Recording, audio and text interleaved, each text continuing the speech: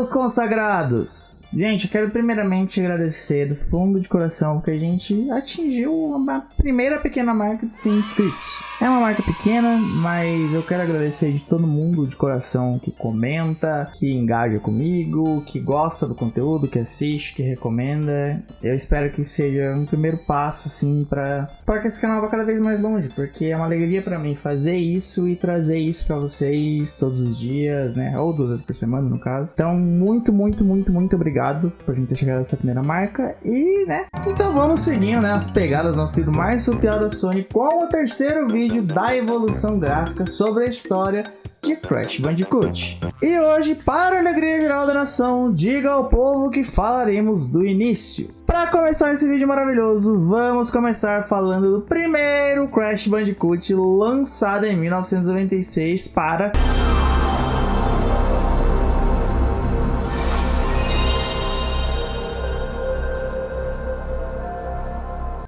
Vocês sabiam que o Crash quase não existiu e que quase veio ao mundo com outro nome? Isso se deve primeiramente pelo fato de que o CEO da Sony, Ken Kutaragi, digamos que ele não ia muito com a cara do Crash. Isso porque ele era meio que contra o PlayStation tivesse uma espécie de mascote. Assim como o Mario era para Super Nintendo e o Sonic era para Sega na época. Ele acreditava também que Crash não teria o potencial de marketing no Japão. Então ele era odiado pelo pai do PlayStation. Além disso, a primeira concepção de Crash não era para ser próxima do marsupial Bandicoot, e sim algo mais parecido com um Wombat, que é um animal bem curioso da fauna australiana, onde estão 724% dos animais peçonhentos da Terra, já que os outros 20 e 15% estão no Brasil ou no deserto. Então, na realidade, a primeira concepção era para ele ser Willy the Wombat, que foi pensado até como uma inspiração também no Taz dos Looney Tunes. Mas, após conhecerem os Bandicootos, a equipe de produção mudou radicalmente seu visual, ou seja, é uma curiosidade adicional aí. Não, ele não é uma raposa. A história de Crash Bandicoot começa quando o careca calvo cabeludo da série Dr. Neocortex e o Dr. Nitrous Brio criam uma espécie de acelerador genético. Querida, estiquei o bebê. Chamado de Evolve Ray, querendo transformar os animais das Ilhas Wumpa, situadas no continente australiano, em férias com força sobre-humana. Já ouviram o ditado? Quem tem pressa come cru? Então, nessa pegada, o marsupial Crash, um bandicoot, seria o general de seu exército. Porém, o Vortex Cortex, a máquina que detém a Evolve Ray, ainda não estava pronta e seu assistente havia avisado o Cortex. Porém, ele falou: foda-se, quero testar esse marsupial aqui. Só que o Vortex o rejeita e Crash aproveita o momento para vazar pela janela e cair no mar aberto. Porém, ele ainda mantém Tawna, a sua namorada, como outra cobaia.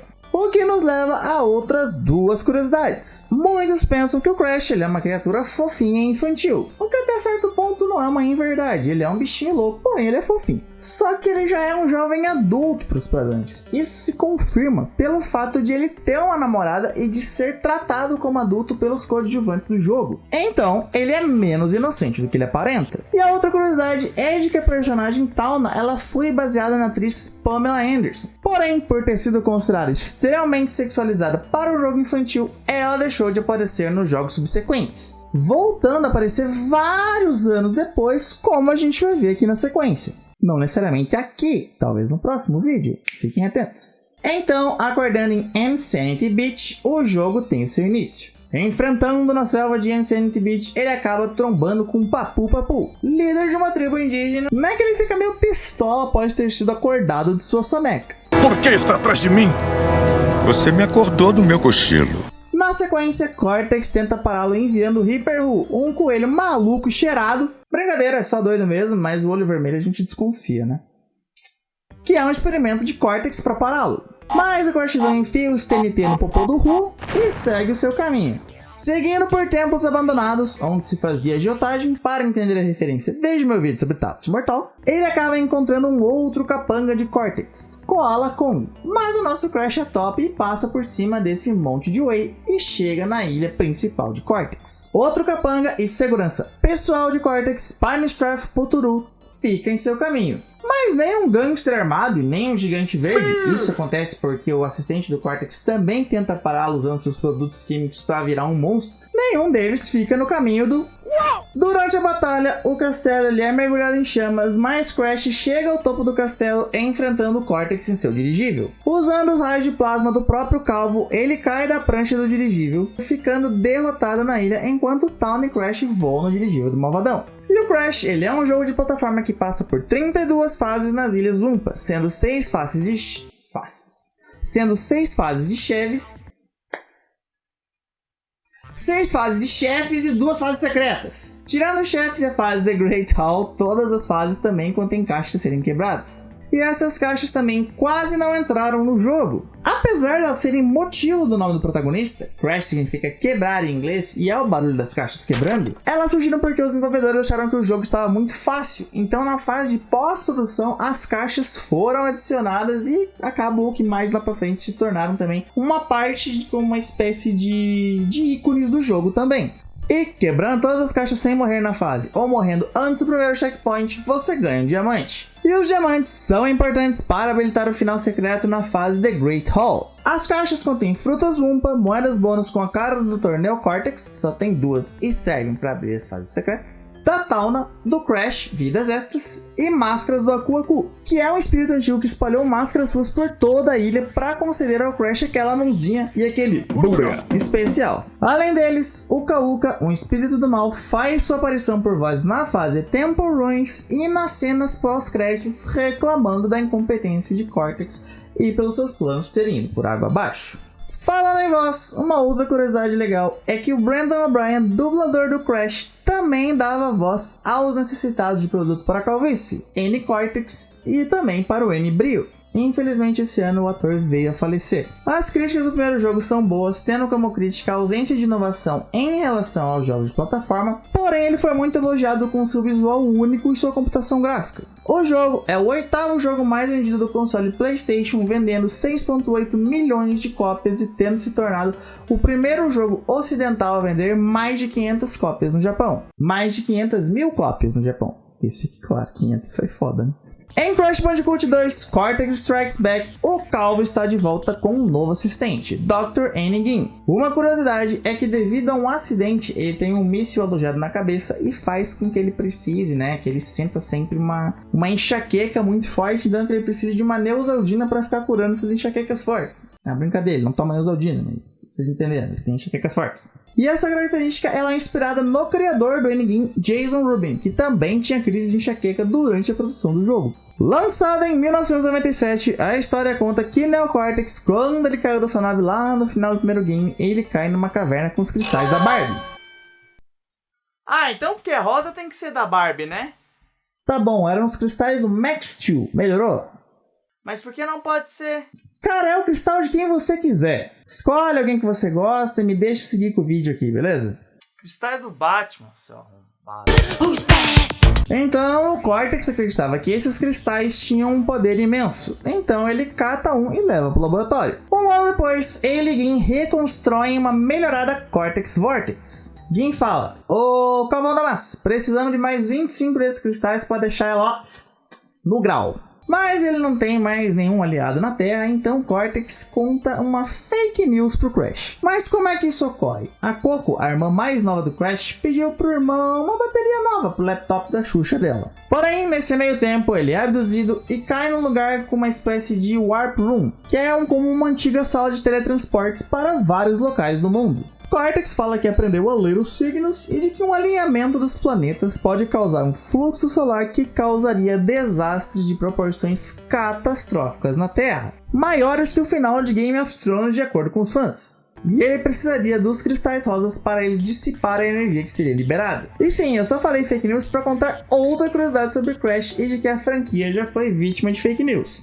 Eu chamaria de meme news, na verdade. Mas é difícil deixar tudo fluido e redondo. Um usuário do Twitter uma vez disse que na Espanha, mostrando uma capa que supostamente seria do CD original do jogo, e espalhou o famoso meme de que lá a tradução do jogo seria Carlos, el topo que gira. Mas obviamente é só um meme. Continua a história do jogo, sem saber via holograma, o antigo ajudante de Cortex, N-Bril, diz pro Crash que existem gemas coloridas espalhadas pelo mundo e que seriam uma fonte de energia alternativa e de que ele pretendia usar elas contra o Cortex. Porém, que ele vai continuar mandando campanhas para impedir que o Crash colete mais esses cristais rosas. E nesse intermeio em sua jornada, Crash enfrenta os aliados mutantes de Bril, o Reaper Who, os Komodo Brothers, cobras malditas, e o Tiny Tiger, que de pequeno nada tem, mais fake news no jogo, né? Porém, Crash tem uma irmã gênia que hackeia o sistema de holograma do Cortex e avisa ele que ele não é flor que se cheire. O Cortex pede pro Crash entregar os 25 cristais pro seu assistente, mas acaba que o Crash toma o Gin e acaba com ele. Mentira, só destrói o mecha dele e derrota ele mesmo. Piada bosta, né?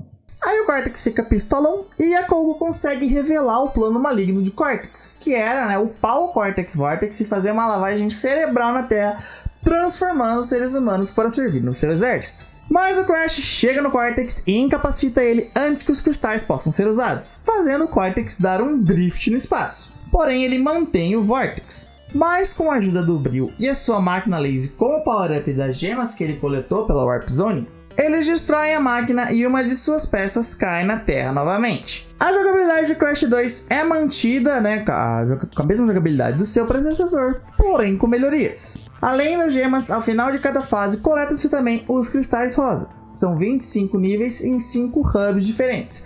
E ao final de cada nível, como de praxe, deve-se enfrentar um chefe para liberar a próxima sessão de fases. As habilidades de Crash, girar, deslizar, pular e bundada, ou choque de corpo, como preferir, são essenciais para o auxílio na passagem das fases. Existem inimigos, por exemplo, que têm espinhos na cabeça, então pular não é uma opção, mas deslizar sim e assim por diante. As caixas são as mesmas que em Crash 1, tendo as caixas comuns, as caixas de TNT, as caixas reveladoras do seu futuro, e de caixas intangíveis com a marca de exclamação, as caixas de nitro que explodem automaticamente, e as caixas de impulso com uma seta para cima. As gemas também são coletadas ao destruir todas as caixas de uma fase. Agora também existem gemas coletadas ao se passar uma fase, por exemplo, em um certo tempo ou até mesmo sem quebrar nenhuma caixa na fase. Falando em gemas, outra curiosidade é que apenas no Crash 1 existe a gema de cor laranja. A crítica de Crash 2 Cortex Strikes Back foi ainda melhor do que a de Crash Bandicoot 1, ganhando inclusive o prêmio de jogo de console do ano, na inauguração da Interactive Achievement Awards. Até fevereiro de 1998, só no Japão haviam sido vendidas 800 mil cópias e mais de 1 milhão nos Estados Unidos. Ô meu consagrado, já chegou até aqui? Já deixa o like, se inscreve, compartilha com os amiguinhos e a família e ajuda esse canal a chegar longe.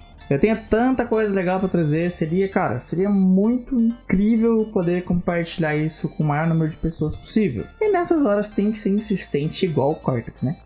Ajude uma família brasileira no seu sustento. No embalo de lançar um jogo por ano, em 1988 é lançado Crash Bandicoot 3, Warped. Lembra que um pedaço do Cortex Vortex caiu na Terra? Então, caiu em cima de uma antiga ruína que na explosão libera Uka Uka, o espírito maligno por trás dos planos de Cortex. Ele já tá putaço com o calvo cabeludo. Decida-se, homem, ou é calvo careca ou é calvo cabeludo. É que depende do ângulo.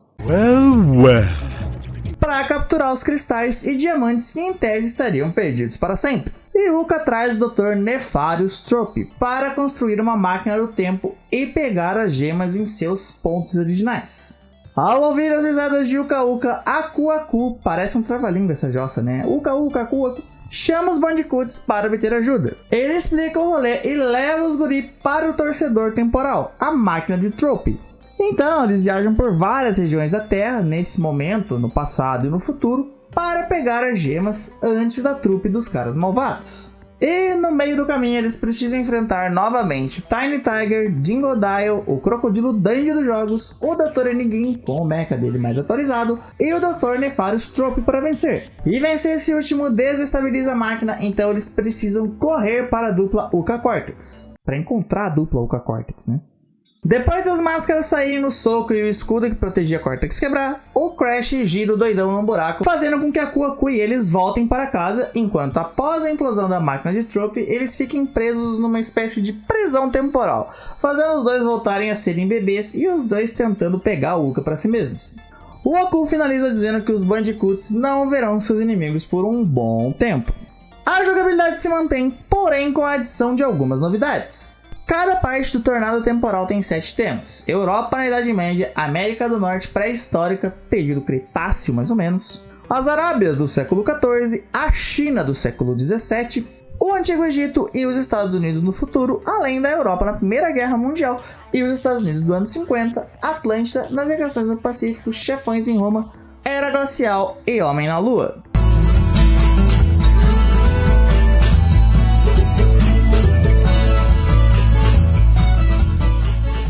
E cada uma dessas divisões possui 6 fases contando chefes e, com exceção deles, todas têm cristais, 1 ou 2 diamantes, as gemas, e relíquias para serem coletadas. As relíquias podem ser pegas se você chegar antes do tempo mostrado na tela e elas são divididas em safira, ouro e platina, igual as que nós citamos lá em Crash Team Racing. Uma das novidades desse jogo é que você ganha um poder cada vez que derrota um chefe, como por exemplo a barrigada poderosa. Tipo você aí depois de comer 2 sanduba de ovo. O pulo duplo, o super tornado, a bazuca de frutas e os sapatos de velocidade. Para o jogo poder ser fechado em 105%, necessita ser coletado todas as pedras e todas as fases com relíquias de ouro no mínimo.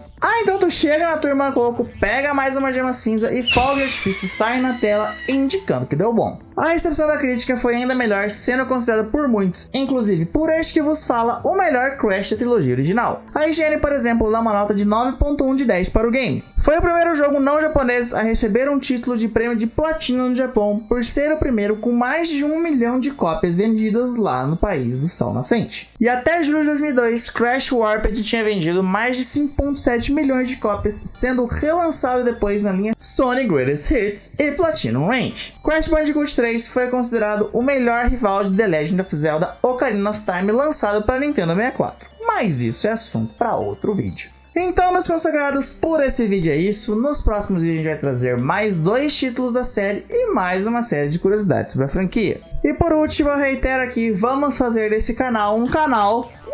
Então divulga, garanto que você vai se sentir recompensado. Então é isso, meus consagrados, até o próximo vídeo.